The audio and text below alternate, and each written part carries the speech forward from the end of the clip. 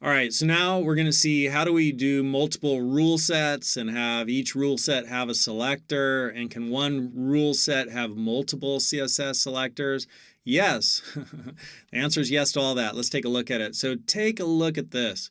We have the HTML document on the left. We have the CSS on the right. I love it. This is where I spend this is how I spend a lot of my time right here when I'm building web pages. I'll have my HTML on the left. I'll have my CSS on the right, and I'm going to show you how to set this up in WebStorm so that you can work on your code like that. But here is the link tag, and it's linking this CSS document to this HTML page.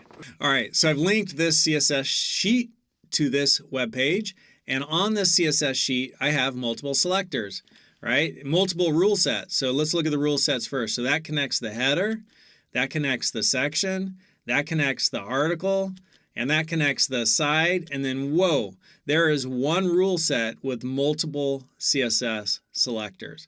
And so this formatting, these declarations right here are being applied both to the side and to the footer. So that's multiple selectors, and you could do it like that.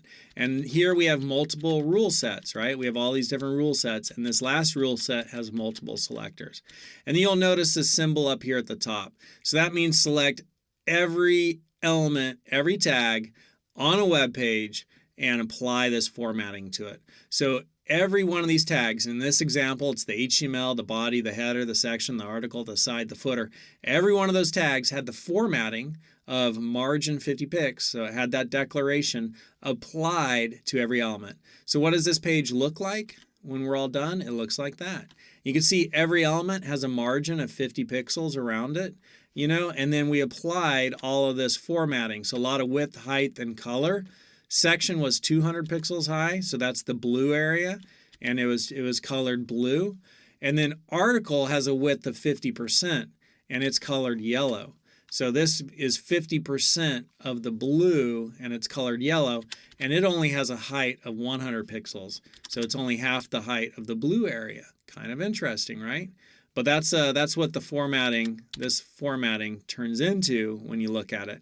And again, this file, you could get it and play with it by going to our GitHub account.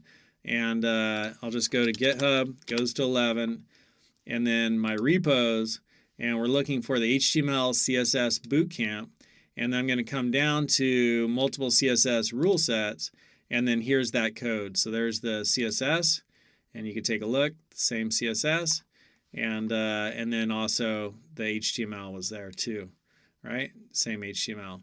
So that's how you could get all of the code if you want to, let me bring that down to 100. There we go. If you want to look at it.